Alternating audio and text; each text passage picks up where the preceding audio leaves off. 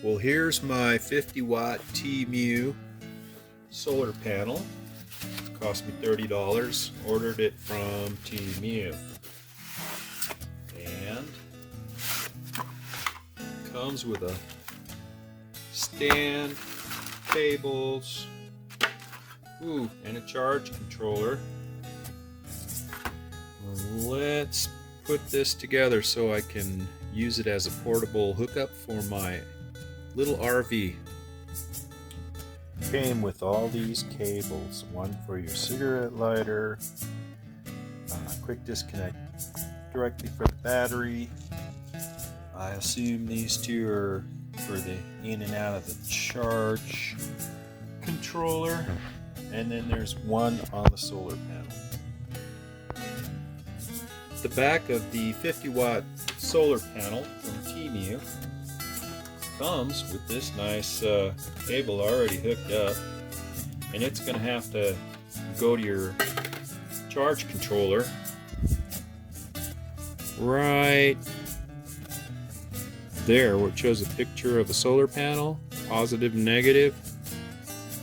So that's what we'll do next, and we'll use a quick disconnect cable that the unit came with, and we'll hook up the red and the black to the charge controller. I want my connections to the charge controller to be strong and not fray, so I'm going to heat these wires with my soldering iron and tin them like so. So I tinned this connection for the panel. And here where it says positive, I will put my positive lead, making sure not to stick the insulator into the connecting surface. And the other one, and we'll tighten that guy up. So what we got here is a quick disconnect for the charge controller to the panel.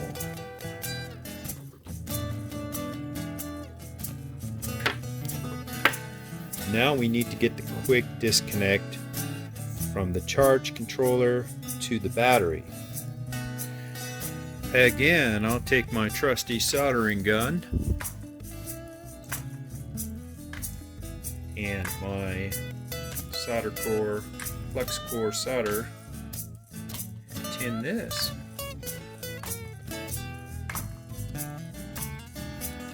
Like so. You want to make sure you back out those screws a little bit so you can see an opening, and put the positive in the positive for the battery. Hold it down, tighten her up.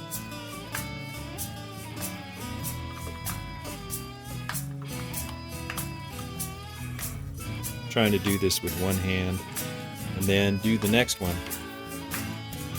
Now we got a nice solid connection in there for the solar panel and the battery, both with quick disconnects.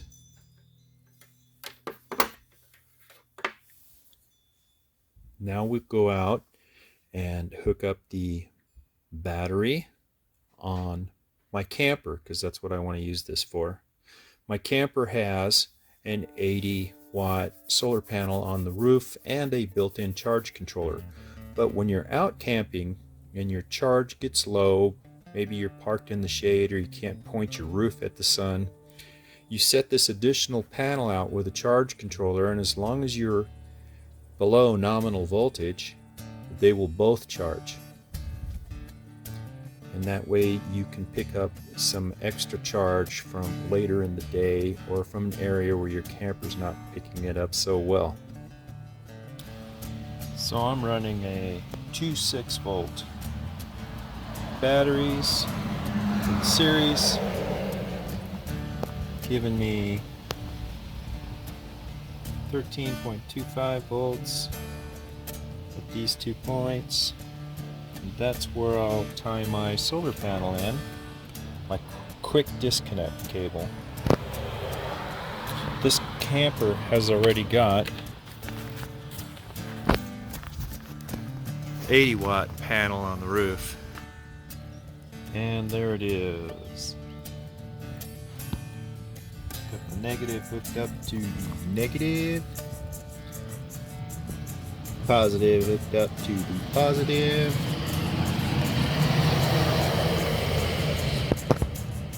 There's my quick disconnect. I just wanted to say that in spite of being a pretty good looking panel, it doesn't come with very heavy duty support, but we're going to use this so we can lean it back and face it up at the sun. And as far as charge controller, I'm going to mount it maybe to a piece of wood or something right on the back. Just give it a little space to insulate it from the heat. Might even mount it right on top of the frame somewhere and put a piece of insulation under there. I'll figure that out in a bit. First, we're going to finish putting this leg on there with these wing nuts. So I went through the little bag of hardware and went with a bolt and a wing nut and a washer so I can install this little piece on the back, which will give me some support if I decide to set it out in the sunlight like so. I happen to have this sensor safe high temp gasket maker silicone, which I used under this piece of wood just in case it gets hot. And I got this silver duct, heater duct sealing tape and put on there. Now I was going to do it temporarily, but that can just stay on there. And then I'm going to get some little screws, mount that guy right there. Give it a little bit of an insulation buffer from being directly on the back of the panel. Digging around in my wonderful shop, I found some wood screws here that are shorter than this piece of wood, so they won't damage the solar panel. And one of them's a mismatch, but whatever. Got them in there, got my charge controller on snug. The glue's drying on this piece of wood I cut, and this little tape will hold it in place so I can do whatever I need to do. Show you guys how this works. Just cleaning up my connections here, putting a couple of zip ties on to keep everything in place and from getting yanked out of there. And it'll drop down here to the charge port. Basically, this is the whole kit. This thing right here, it's not that big. You can slide it under your bed or in a closet nook or under your camper or behind your seat in the truck. And hook this guy up here for your charge controller to your panel. This one outside to the battery, and you're in business. Theoretically, you're supposed to hook up your battery first, then the solar panel.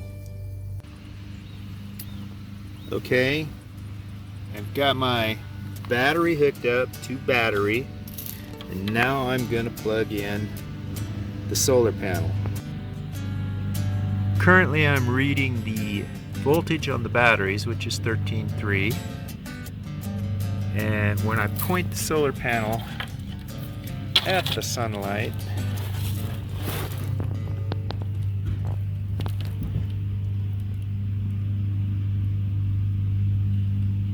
you can see that the little arrow says I am charging. I have a problem here. The long wire needs to be the one that goes to the battery, since I chose to put my control on the panel. So I'm going to go fix that. Just remember when cutting and replacing plugs, red to red, not black to red. This will keep you from having to replace your short circuit diode, which is located in there. Alright, so we show the panel is charging the battery. We got all this extra cable going to our batteries, and we got the capability to set this baby out in the sunshine in just about any angle we want. This is my rooftop unit, and what will happen is you'll be out in an area where the rooftop doesn't face the sun but half the day or less, and this will start to not charge anymore. The voltage will slowly fall off. Somewhere in the middle of the night your heater won't work or something if you're DC. So when you get to a point during the day where this drops below your nominal voltage, which is 12.7, that's when you hook up the backup solar panel and point it at the sun. Get the rest of the sunlight till the sun disappears. There you go. More mistakes. Hopefully I got it fixed now. I didn't like that last way I had it hooked up. I wanted to be able to disconnect my charge controller. Then I went and cut the charge controller cable short because I forgot that the ends aren't the same. So I got the connection with the reversed ends, and I put red and black heat shrink on them so they're correct. So the red lines up with the red and the black lines up with the black, and I can disconnect the solar panel, and then I run my longer wire out to the battery, and I verified that red goes to red, black goes to black out at the battery, and everything is cool now. So there, that's the way it's supposed to be. Still, $30 for this 50-watt solar panel from Temu, and can't complain. A lot of people will buy these little suitcase solar panels or these little rubber ones you roll out and stuff, and they'll spend $200 and they won't even get their solar charge controller with it. This has everything you need, and you're ready to go. So there she is, pointing right at the sun. See the shadow, and the charge cable is running up to the battery. I've got lots of room to pick this guy up and move him around a bit.